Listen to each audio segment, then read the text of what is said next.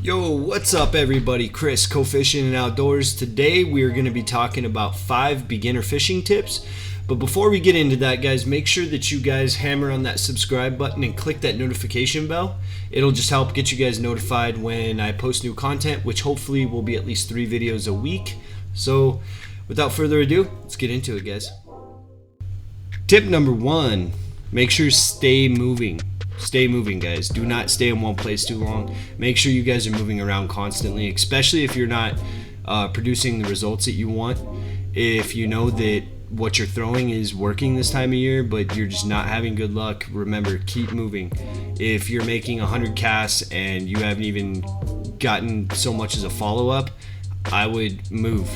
And when I say move, I don't mean, move to a different body of water. Just move maybe another 20 yards to the left or to the right. That can make the biggest difference on landing a fish, guys. So tip number 1, keep moving, okay? Alrighty, guys, tip number 2, we're gonna talk about the 30-to-1 ratio. That's what I like. A lot of guys, they'll go 50 casts, they'll go 20. But what the 30-to-1 ratio is it means 30 casts to a single bait. So if you go out and you throw a jerkbait or a crankbait on and you throw 30 casts on average and you're not getting anything, it's time to change it up. It's time to switch up. Make sure you guys are rotating your tackle. If you know that certain colors ain't working, use a different color. This time of year, I like to throw a lot of chartreuse and a lot of natural colors. I like to stick to a lot of the darker colored baits this time of year, especially when it's windy, because our waters are really murky here. So that's another thing to keep in mind too, is watch your water clarity. But this is a really important tip for people that have a hard time. They say they go out fishing all day, oh, I didn't catch anything. Well, did you try different baits, or did you kind of just throw the one brand new lure that you bought that you thought was gonna work? So make sure you guys are changing out your baits as frequent as possible, especially if you're not getting bites, guys. And it doesn't hurt to switch them out even on those days you are getting bites, just to see what else is working, okay? So that is tip number 2. Let's move on. Tip number 3, temps. Temps are very, very important, guys. And when it comes to temps in your local area, one thing that you can do to kind of help manage temps is download an app like FishBrain or one of the other apps that kind of help anglers connect with each other. And it also gives you live statistics on what the water's doing periodically throughout the month. But temperatures are really important, and especially if you're struggling during a certain time of day. I know a lot of people, they like to go fish after work, and a lot of these guys will say, hey, I just haven't caught anything. And a lot of times it's because people get off of work, especially in late spring, early summer. The biggest issue they're going to run into is it's hot outside. So these fish are lethargic. You got to work a lot harder to get on a fish.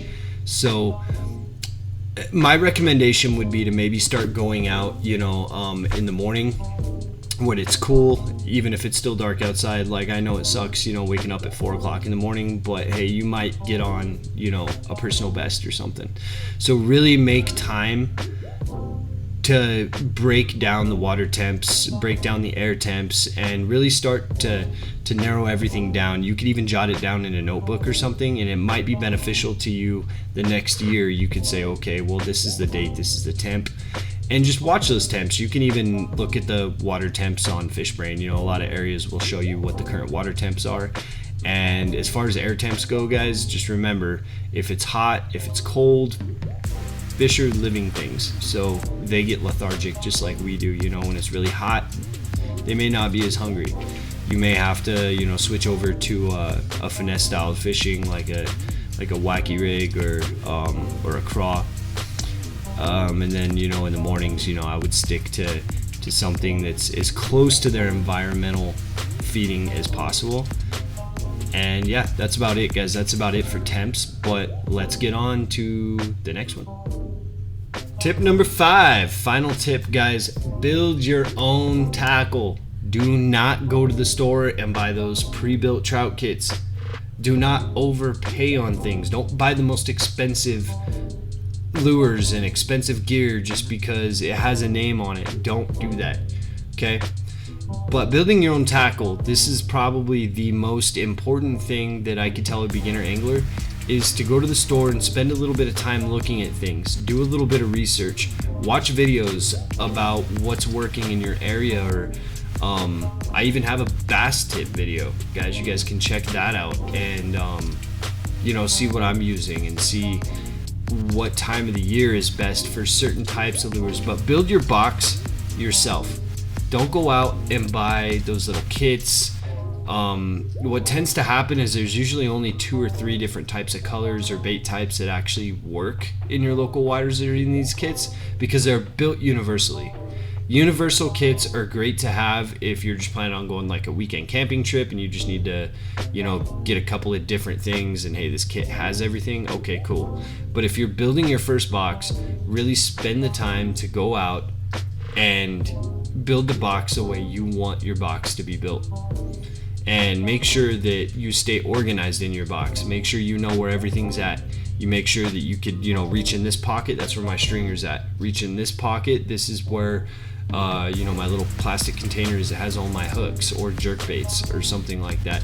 Make sure that you guys are trying to stay as organized as possible and build your own box.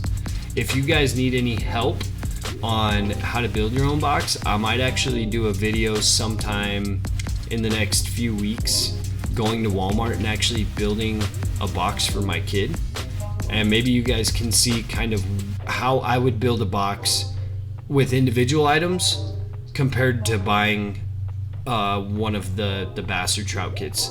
Don't get me wrong, some of these items in these kits are great, but for the most part they're built universally, so a lot of the stuff may not work in your local area. So make sure that you guys are building your box accordingly and you're staying as organized as possible. This is going to help you guys catch more fish, and it's also going to help kind of eliminate some of the overpaying on certain types of tackles. So you want to keep those prices low, but you want to keep the fish count high, guys. So yeah, that is tip number 5, the final tip of the day. Once again, guys, make sure that you smash that subscribe button, that bell icon. It is going to help notify you guys every time I release a new video. And like I said, I have tons of content that's going to be coming out here over the next few months with spring and summer coming. So yeah, guys, thank you guys for watching. Have a good night. Once again, Chris with CO.Fishing Outdoors. Later.